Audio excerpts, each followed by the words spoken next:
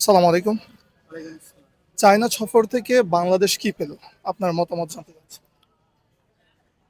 বর্তমান আপনার দক্ষিণ এশিয়া পূর্ব এশিয়ার মধ্যে যে আপনার চ্যালেঞ্জ, ক্ষমতার যে চ্যালেঞ্জ হচ্ছে হলো রাশিয়া আমেরিকার পরে চায়না। যে গ্লোবাল যতগুলা ইন্ডাস্ট্রিয়াল বিজনেসের মধ্যে চায়না খুব র্যাঙ্কিংয়ে আছে।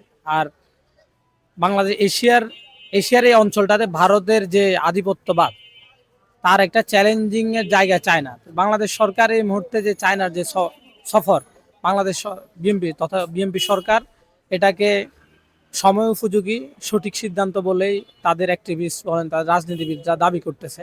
যদিও আমি শিক্ষার্থী হিসাবে এবং কি হচ্ছিল সংগঠক হিসাবে আমি মনে করি এটা বিএনপির জন্য একটা চ্যালেঞ্জিং বিষয়।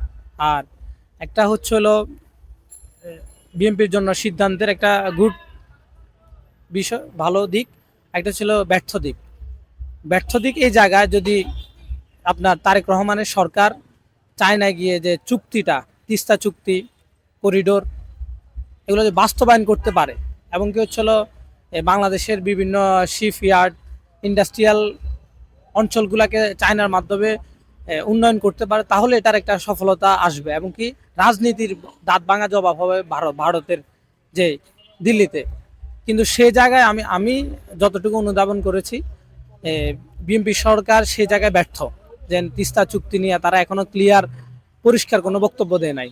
আবার করিডোর নিয়ে তারা কোনোই, তাদের যত বড় বড় অ্যাক্টিভিস্ট দেখছি এবং কি আজকে সংসদে এটা নিয়ে কোনো আলোচনায় উপস্থাপন করে নাই। আমি মনে করি দেন বিএনপি সরকারের এই সফরটা এক প্রকার হচ্ছে হলো মানে বিএনপির যে জনসমর্থন, দুর্বল জনসমর্থনকেই আরেকটু গভীরে নিয়ে যাবে এবং কি হচ্ছে আরেকটু হতাশায় নিয়ে আসবে।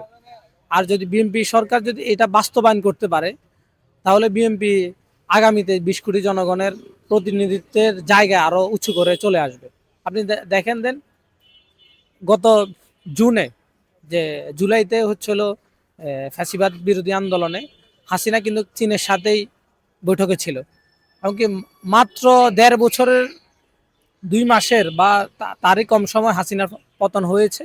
এমনকি 2 বছরের মধ্যে আবার বাংলাদেশের নতুন একজন সরকার চীনের সাথে সফর সফর করেছে এবং কি যে ইব্রাহিমের মালয়েশিয়ার ইব্রাহিম, যে তৎকালীন বাংলাদেশের তো একটা গোষ্ঠী তাকে তাদের ছাত্রনেতা হিসাবেই মনে করে এবং কি তাদেরকে বঙ্গবন্ধু, মানে বাংলাদেশের মুসলিম বঙ্গের বন্ধু হিসাবে ইব্রাহিমকে মালয়েশিয়ার প্রেসিডেন্টকে বলা হয়। এখন দেখা যাক বাংলাদেশ সরকার মালয়েশিয়ার যে ক্রাইসিস, মানে শ্রমবাজার যে ক্রাইসিসটাতে কতটুকু ডিল করতে পারে। আর জিয়া রহমানের ছেলে, তো তাকে বলা হচ্ছিল জিয়া রহমান যেরকম তারেক রহমানও তেমন। আমি মনে করি চীনের সাথে যে তারেক রহমানের যে আগে চুক্তিগুলো ছিল ওইগুলো নবায়ন করে এবং করিডোর ইস্যু এবং তিস্তা চুক্তিতে যদি কার্যকরী পদক্ষেপ নিতে পারে, তাহলে বিএনপি জন্য একটা ভারতের রাজনীতিতে একটা চ্যালেঞ্জিং হবে। আর আমাদের যে তরুণদের আরো আস্থা বিএনপি নিয়ে আসতে পারবে, ফিরিয়ে আনতে পারবে। চায়না আসলে বাংলাদেশে একটি ঐতিহাসিক বন্ধু এবং এই সফরে আমাদের আসলে অনেক কিছু পাওয়ার ছিল এবং অনেক কিছু আমরা আশা করছি যে প্রধানমন্ত্রী অনেক কিছু নিয়ে এসেছেন। সবচেয়ে বড় কথা যেটা, আমাদের বাংলাদেশের 3 দিকে যে এই দেশটি আছে সেটি হচ্ছে ভারত, এবং ভারতীয় আধিপত্যবাদ বাংলাদেশে প্রচণ্ড পরিমাণে ছিল। যদিও 5ই আগস্টের পরে আমরা কিছুটা মুক্তি পেয়েছি এটা থেকে, এবং ভারতীয় আধিপত্যবাদ, ভারতীয় আগ্রাসনের বিরুদ্ধে আমাদের ছোট্ট দেশ হিসেবে আমরা যেটা করতে পারি, আমাদের নিজস্ব দেশপ্রেম এটা তো আছেই, এবং দেশপ্রেমের সাথে যেটা আমাদের একটি চায়না এবং পাকিস্তান এবং এই বলয়টা আমাদের যদি একটা ভালো সম্পর্ক রাখা যায় তাহলে সবচেয়ে ভালো হয়, এবং এই দৃষ্টিকোণ থেকে চায়না সফর খুবই গুরুত্বপূর্ণ। বর্তমান প্রধানমন্ত্রী জনাব তারেক রহমান স্যারকে, তিনি চায়না সফরে গিয়েছেন, সেটা অবশ্যই বাংলাদেশের জন্য অনেক একটি স্মরণীয়। যিনি ভারত না গিয়ে চায়না গিয়েছেন, তো সেই জায়গা থেকে বিমান ক্রয় করা হয়েছে 24টি, যতটুকু আমরা সামাজিক যোগাযোগ মাধ্যমে জেনেছি। তো সেই জায়গা থেকে বাংলাদেশের দরকার ছিল। উসমান হাদি ভাই বলেছিলেন যে ঘাস খেয়ে হলেও অস্ত্র বানাও বাংলাদেশ। তো সেই জায়গা থেকে আমাদের মনে হয় যে চায়না সফর আমাদের আগামী দিনে নতুন সম্ভাবনার দুয়ার খুলে দিবে। অনেকে আমরা বাংলাদেশের আগে ইন্ডিয়াতে ট্রিটমেন্টে যাইতাম, কিন্তু বাংলাদেশের অধিকাংশ যন্ত্রপাতি কিন্তু চায়না থেকে আসে। ইভেন ইন্ডিয়ারও কিন্তু সেই চায়না সরঞ্জামাদি ব্যবহার করে। তো সেই জায়গা থেকে আমরা মনে করি যে চায়না সফরকে স্বাস্থ্য খাত, ব্যবসায়িক খাত এবং অন্য অন্য খাত, এবং আমাদের যেই আপনার ধরেন বর্ডার যে বাহিনী বা আমাদের অস্ত্র বা আমাদের সশস্ত্র বাহিনী, সেই চায়না সফরে তারা কিছুটা উন্নতি তাদের হবে। ধন্যবাদ জানাই আমাদের রাষ্ট্র সংগ্রাম ফোরাম এর পক্ষ থেকে। আসলে চাইনা সফর যে হলো রিসেন্টলি, এখান থেকে তেমন আশানুরূপ কিছু আমি দেখি না যে পাইছে। কারণ দৃশ্যমান আমি শুনতেছি যে তোমাদের বাংলাদেশের সাথে চাইনার ভালো সম্পর্ক আছে, কিন্তু সেগুলো হলো ব্যবসায়িক দিক থেকে, যেমন বিভিন্ন প্রকল্প, বাজেট কিংবা সেতু মন্ত্রণালয়ের সাথে, বিভিন্ন মন্ত্রণালয়ের সাথে চাইনার ভালো একটা সম্পর্ক আছে। কারণ চায়না সব জায়গায় ব্যবসা খুঁজে, এটা আমরা জানি। তো রিসেন্টলি যে সফরটা হলো, এই সফরে আশানুরূপ কি পেল বাংলাদেশ, এটা আমি আসলে স্পষ্টভাবে আমার বোধগম্য হয় না।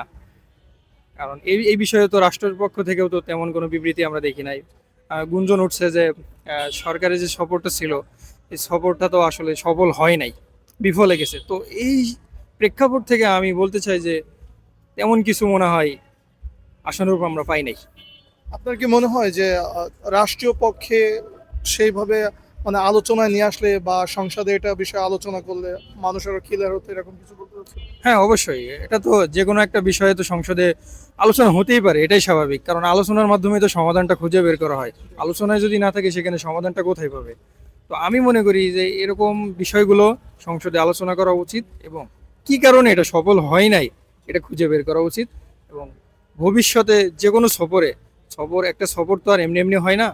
রাষ্ট্রের অনেক খরচ আছে, অনেক বিধিমালা মেনটেন করতে হয়। তো আমি মনে করি সংসদে এটা উত্থাপিত হোক, হওয়ার পর একটা সিদ্ধান্ত হোক যেন ভবিষ্যতে এই ধরনের সফরগুলোতে আশানুরূপ কিছু আমরা নিয়ে আসতে পারি। আমাদের উদ্দেশ্য থাকবে বিদেশের সাথে, বৈদেশিক যে কোনো রাষ্ট্রের সাথে সুসম্পর্ক গড়ে তোলা এবং দেশের জন্য কিছু আনা। আমরা যদি সেটা না করতে পারি, তো আমরা হতভাগ্য। তো সেই দিক থেকে আমি মনে করি এটা সংসদে উত্থাপিত হওয়া দরকার।